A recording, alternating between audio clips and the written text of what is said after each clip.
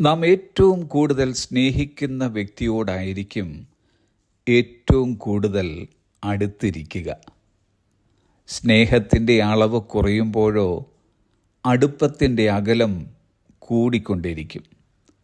അങ്ങനെ വരുമ്പോൾ അടുപ്പവും അകൽച്ചയും ആശ്രയിച്ചിരിക്കുന്നത് സ്നേഹത്തിൻ്റെ അളവിനനുസരിച്ചാണ്. തിരുവചനം നമ്മോട് ആവശ്യപ്പെടുന്നത് യാക്കോബിൻ്റെ ലേഖനം 4-ാം അധ്യായം 8-ാം വാക്യം, ദൈവത്തോട് അടുത്ത് ചെല്ലുവീൻ.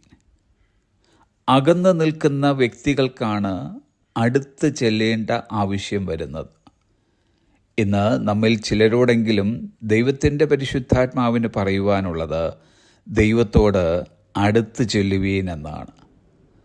ദൈവത്തോടുള്ള നമ്മുടെ അകൽച്ചയുടെ ദൈർഘ്യം കൂടുതലെങ്കിൽ ദൈവത്തോടുള്ള നമ്മുടെ സ്നേഹത്തിന് കാര്യമായ കുറവ് സംഭവിച്ചിട്ടുണ്ടെന്ന് സാരം.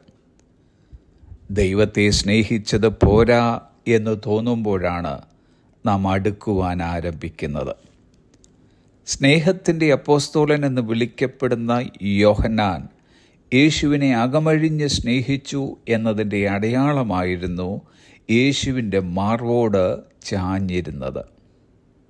നാം കർത്താവിനെ ആഴമായി സ്നേഹിക്കുമ്പോൾ നാം അവനോട് കൂടുതൽ അടുക്കുക മാത്രമല്ല, നമ്മെ ക്രിസ്തുവിൽ നിന്നും വേർപിരിക്കുവാൻ കടന്നു വരുന്ന കഷ്ടതയെ, സങ്കടത്തെ, ഉപദ്രവത്തെ, പട്ടിണിയെ, നഗ്നതയെ, ആപത്തിനെ, വാളിനെ, ഇവയൊക്കെ നാം നിഷ്പ്രയാസം തോൽപ്പിക്കുകയും ചെയ്യുന്നു. ദാവീദ് 27-ാം സങ്കീർത്തനത്തിൽ പറയുന്നു, എൻ്റെ മുഖം അന്വേഷിപ്പീൻ എന്ന് നിങ്കൽ നിന്ന് കൽപ്പന വന്നു എന്ന് എൻ്റെ ഹൃദയം പറയുന്നു. യഹോവേ, ഞാൻ നിൻ്റെ മുഖം അന്വേഷിക്കുന്നു. ഇന്ന് പലരും ദൈവത്തെ അന്വേഷിക്കുന്നതും ദൈവത്തോടടുക്കുന്നതും എന്തെങ്കിലും ആവശ്യങ്ങൾ നേടുവാൻ വേണ്ടിയാണ്. ആവശ്യങ്ങളില്ലെങ്കിൽ ദൈവത്തെ അന്വേഷിക്കുന്നതിൻ്റെ ആവശ്യം ഇല്ലാതെ വരുന്നു. എന്നാൽ ഇവിടെ ദാവീദ് ദൈവത്തിൻ്റെ ദാനങ്ങളെ അന്വേഷിക്കാനല്ല പറയുന്നത്, ദാനങ്ങളെ തരുന്ന ദാതാവിൻ്റെ മുഖം അന്വേഷിക്കുവാനായിട്ടാണ്. ദാനങ്ങളെക്കാൾ ദാതാവിനെ സ്നേഹിക്കുന്ന പക്ഷം നാം നിശ്ചയമായും ദാതാവിനോട് അടുത്ത് ചെല്ലും. ഇന്നലത്തേക്കാൾ ഇന്ന് നമുക്ക് കൂടുതലായി കർത്താവിനോട് അടുത്ത് ചെല്ലാം. ഇന്നത്തേക്കാൾ നാളെയും കൂടുതലായി കർത്താവിനോട് അടുക്കാം.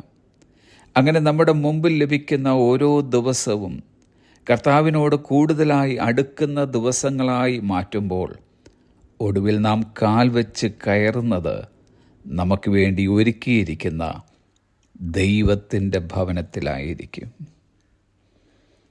Have a blessed day.